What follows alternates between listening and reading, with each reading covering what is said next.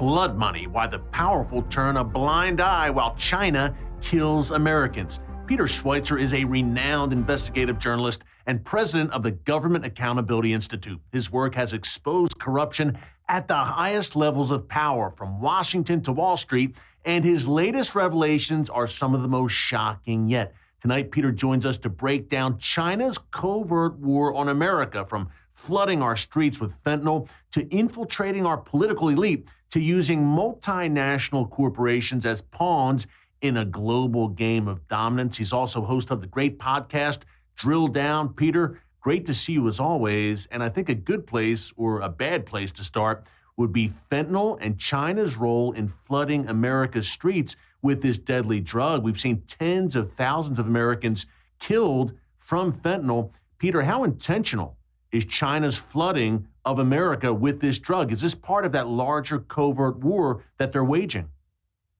Yeah, China calls it disintegration warfare, and it's a war that stops short of an actual kinetic fighting war, but it's intended to damage your opponent, to kill your opponent, weaken them, etc.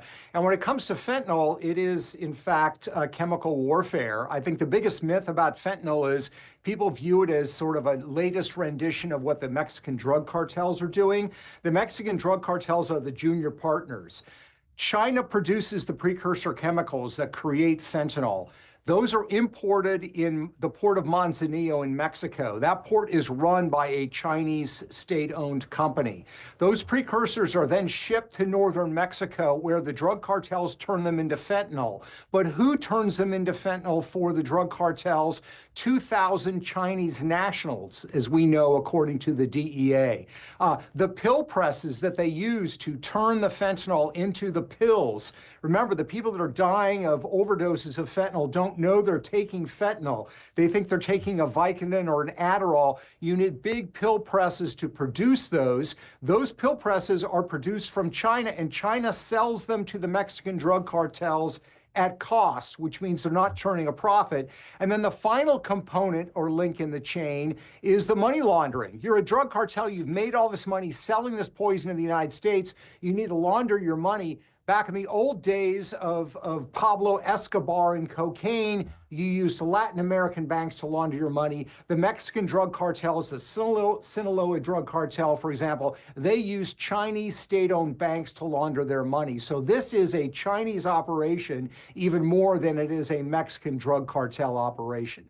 Yeah, Peter, it's nefarious, it's insane. And you also talk about in your incredible book, Blood Money, China's involvement in the illegal gun trade. But I want to talk also about what you call in the book elite capture, the Chinese communist regime essentially getting a hold of influential U.S. political figures by offering their family members money and gigs and influence. Tell us more about that, because that is completely disturbing, and the American people need to know about it.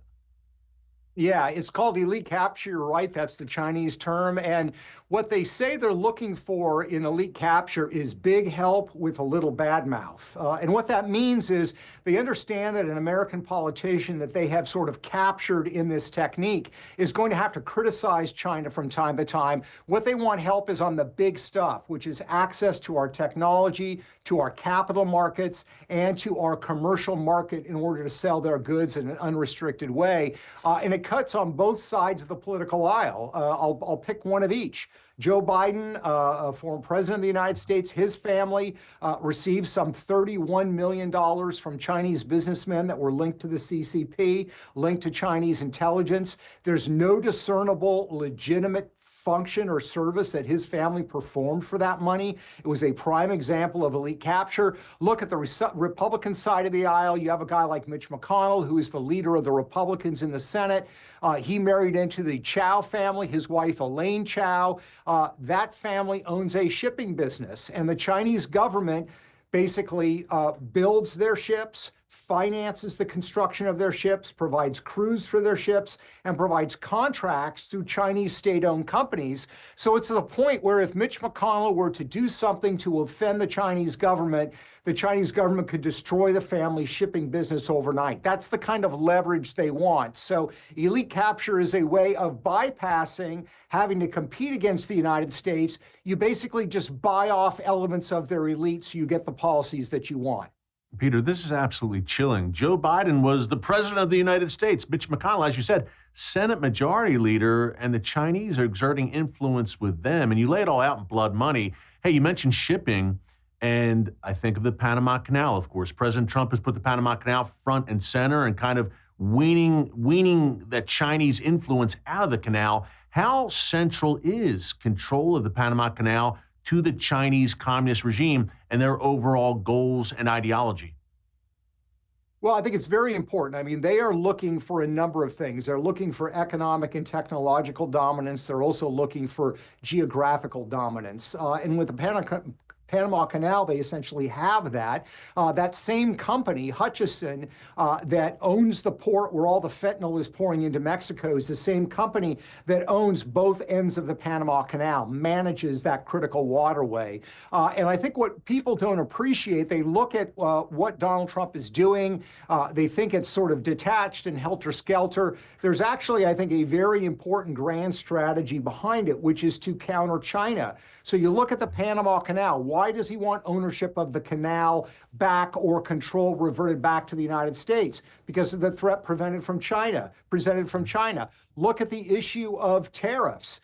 Yes, there are tariffs set up on all sorts of countries, but the way that Trump is constructing it, he is essentially trying to turn the rest of the world against China to isolate them when it comes to international trade. Or if you look at the Ukraine-Russia war that is occurring, whatever one thinks about what the terms of that agreement should be, what Trump is clearly trying to do is further isolate China, the argument being that Russia has essentially been pushed into the hands of China because they've been isolated because of their aggression over Ukraine. So I think if you look back at a lot of the things that Trump is doing, it is rooted in this notion that we have to meet the China challenge, we have to beat it back, and make sure that American interests are protected. Peter, well said. Great points all around, folks. Be sure to follow Peter on X, across social media, and pick up the #1 bestseller, Blood Money, Amazon.com, wherever books are sold. Peter, great to see you. Keep up the great work, my friend. God bless. We'll see you again soon.